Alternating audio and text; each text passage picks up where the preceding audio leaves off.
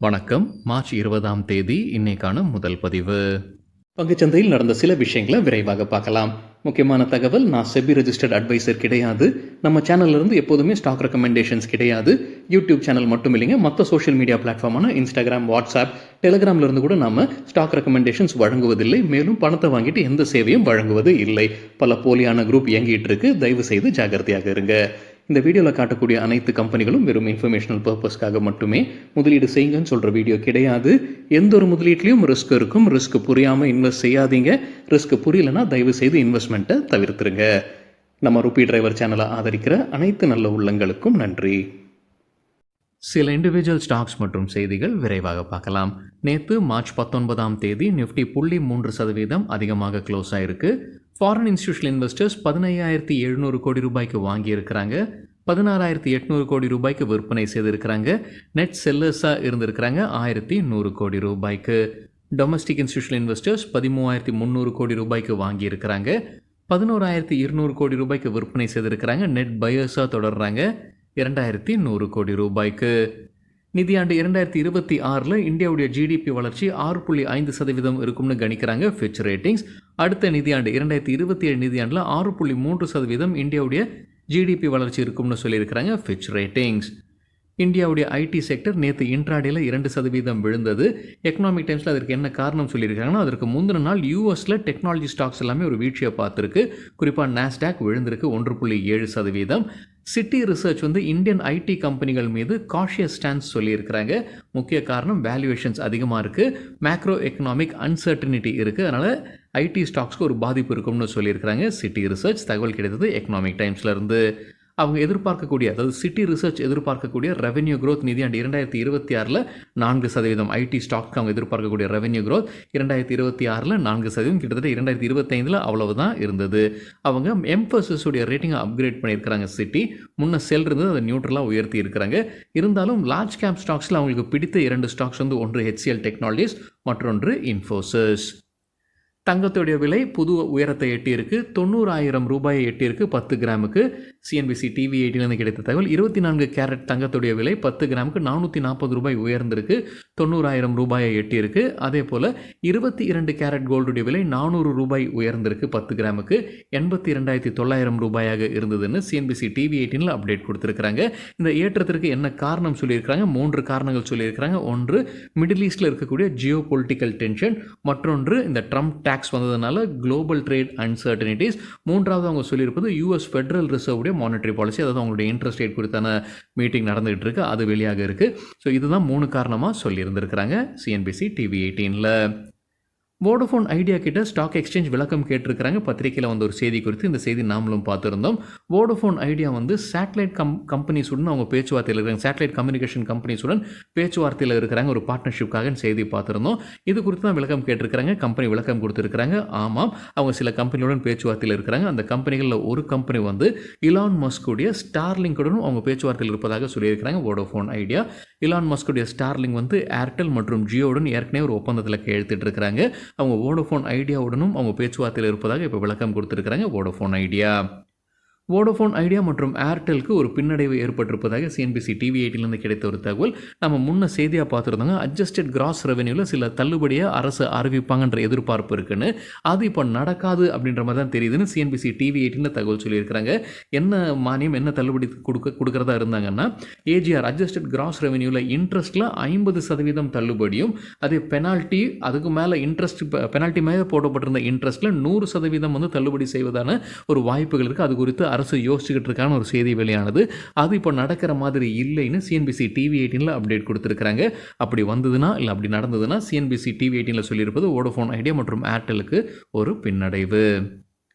TCS தரப்புல update இருக்குது. அவங்களுக்கு ஏர் நியூசிலாந்து கிட்ட இருந்து ஒரு கான்ட்ராக்ட் கிடச்சிருக்கு. என்ன தொகைக்கு, என்ன கால அளவு போன்ற தகவல் கம்பெனி வெளியிடலை.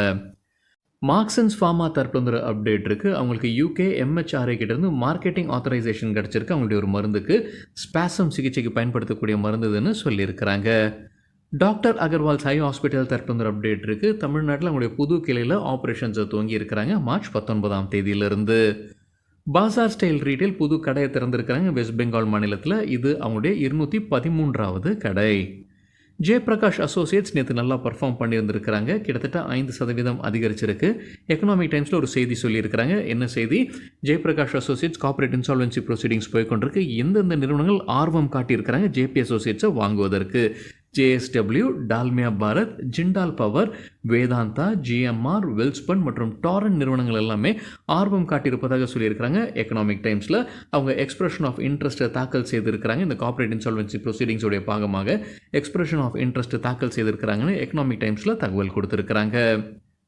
அதிசை லிமிடெட் தரப்புல ஒரு அப்டேட் இருக்குது. நேற்று இன்ட்ராடேல 5% அதிகரித்தது. அவங்களுக்கு மைக்ரோ ATM சப்ளை செய்யக்கூடிய ஆர்டர் கிடச்சிருக்கு. அதோடைய மதிப்பு 27 லட்சம் ரூபாய். Udaipur central cooperative bank limited கிட்டேருந்து கிடைத்த ஆர்டர் இது. சேல் நிறுவனம் குறித்து ஆக்சிஸ் செக்யூரிட்டிஸ் ரேட்டிங்கை அப்கிரேட் பண்ணியிருக்கிறாங்க. இப்போ கொடுத்துருக்கிற ரேட்டிங் பை ரேட்டிங் அப்கிரேடுக்கு பிறகு எதிர்பார்க்குற டார்கெட் 130 ரூபாய். டாடா ஸ்டீல் குறித்து எக்கனாமிக் டைம்ஸில் இருந்து கிடைத்த ஒரு தகவல். நேற்று 3% அதிகரித்தது. நேற்று பொதுவாகவே ஸ்டீல் செக்டர் எல்லாமே நல்லா பர்ஃபார்ம் பண்ணியிருந்தாங்க ஸ்டீல் ஸ்டாக்ஸ். அதற்கு காரணமும் நம்ம நேற்றே பார்த்துருந்தாங்க. அரசு ஒரு வரியை விதிப்பதற்கான வாய்ப்பு இருக்குது 12%. வெளிநாட்டிலிருந்து வரக்கூடிய சில ஸ்டீல் ப்ராடக்ட்ஸ் மீது இந்த 12% வரி தற்காலிகமாக அரசு விதிப்பதற்கான வாய்ப்பு இருக்குன்னு செய்தி பார்த்துருந்தோம். அதனால சில ஸ்டீல் ஸ்டாக்ஸ் எல்லாமே நேற்று நல்லா பர்ஃபார்ம் பண்ணியிருந்தாங்க. அது ஒரு காரணமாக இருக்கலாம்.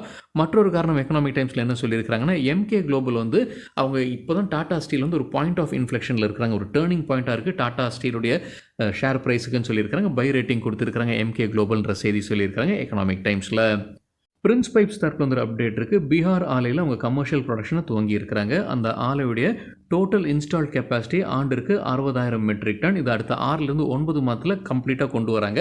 ஃபேஸ் பை ஃபேஸ் தான் கொண்டு வராங்க. முதல் ஃபேஸில் 24,000 மெட்ரிக் டன் ஆண்டிற்கு அந்த திறனை கொண்டு வராங்க. அதுக்கப்புறம் 60,000 மெட்ரிக் டன் 6லேருந்து 9 மாதத்திற்குள்ளார எட்டுவோம்னு சொல்லியிருக்கிறாங்க Prince pipes. One MobiKwik system குறித்து எக்கனாமிக் டைம்ஸ்லேருந்து கிடைத்த ஒரு தகவல். மார்ச் 17ஆம் தேதி 15% சரிந்தது இந்த கம்பெனியுடைய ஷேர் ப்ரைஸ். ஆனால் கடந்த 2 நாட்கள், அதாவது மார்ச் 18, 19ஆம் தேதி நல்லா பர்ஃபார்ம் பண்ணியிருக்கிறாங்க.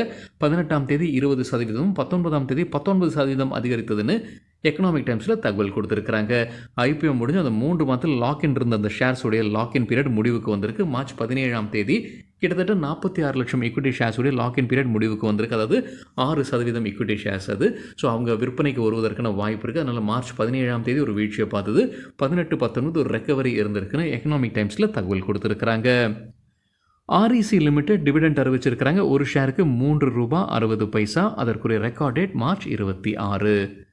டாடா கம்யூனிகேஷன்ஸ் குறித்து எக்கனாமிக் டைம்ஸ்லேருந்து கிடைத்த ஒரு தகவல். JM ஃபினான்ஷியல் கவரேஜ் இனிஷியேட் பண்ணியிருக்கிறாங்க. பை ரேட்டிங் கொடுத்துருக்குறாங்க. எதிர்பார்க்குற டார்கெட் 2030, 29% அதிகரிப்பதற்கான வாய்ப்பு இருக்குது. ரேமன் குறித்து CNBC TV 18லேருந்து கிடைத்த ஒரு தகவல். அவங்களுடைய ஏரோஸ்பேஸ் பிஸ்னஸ் உடைய வருவாய் அடுத்த 3 ஆண்டில் இரட்டிப்பாக்க வேண்டும்ன்ற இலக்கு வைத்திருக்கிறாங்க. அடுத்த ஆண்டு மட்டும் பார்க்கும்போது ஏரோஸ்பேஸ்லேருந்து வரக்கூடிய ரெவென்யூ 25-30% அதிகரிக்க வேண்டும்ன்ற இலக்கு வைத்திருக்கிறாங்க. கம்பெனியுடைய இன்ஜினியரிங் பிஸ்னஸ் கீழே தான் இந்த ஏரோஸ்பேஸ் வருது.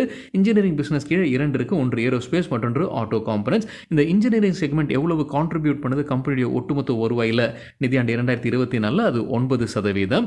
ரியல் எஸ்டேட் தான் அவங்களுடைய அடுத்த பெரிய பிஸ்னஸாக இருக்குது. அதில் 17% அதாவது ஒட்டுமொத்த வருவாயில் 17% ரியல் எஸ்டேட் பிஸ்னஸில் தான் வருது நிதியாண்டு 2024. இந்த ரியல் எஸ்டேட் பிஸ்னஸ் தான் அவங்க டீமர்ஜர் பண்ண போகிறாங்க. அதுக்கப்புறம் அதை புது கம்பெனியாகவே லிஸ்ட் பண்ணுவாங்க அப்படின்றது தான் எதிர்பார்ப்பு. அந்த டீமர்ஜருக்கு பிறகு இன்ஜினியரிங் பிஸ்னஸில் கூடுதலாக கவனம் செலுத்துவாங்க ரேமன்னு CNBC TV 18ல் தகவல் கொடுத்துருக்குறாங்க.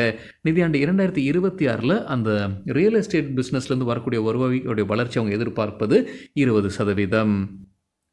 கேசால்ஸ் டிவிடெண்ட் அறிவிச்சிருக்கிறாங்க. ஒரு ஷேருக்கு 7 ரூபாய் 50 பைசா. அதற்கான record date March 25.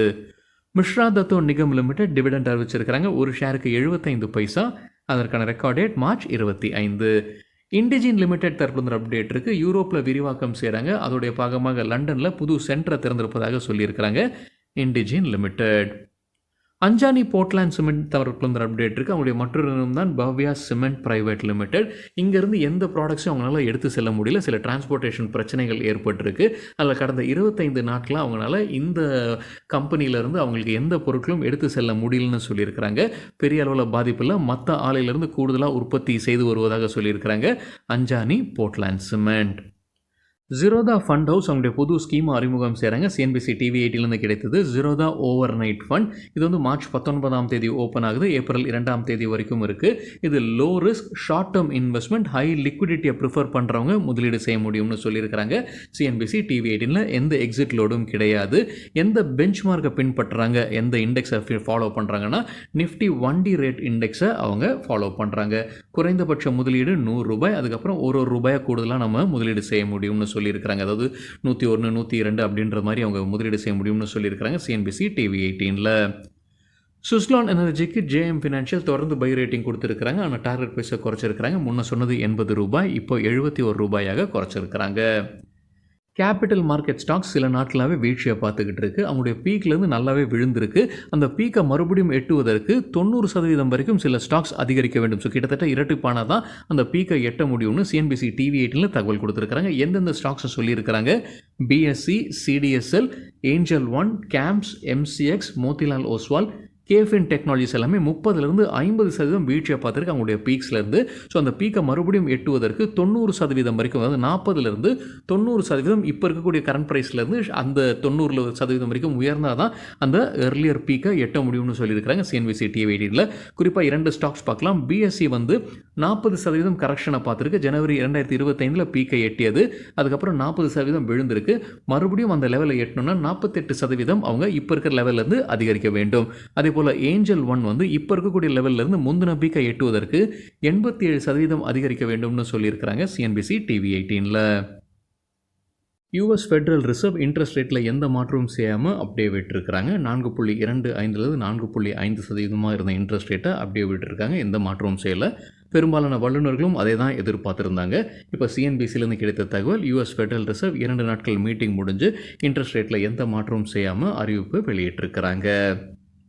Gainers with high volume பட்டியலை விரைவாக பார்க்கலாம். இது நேற்றுக்கான டேட்டா.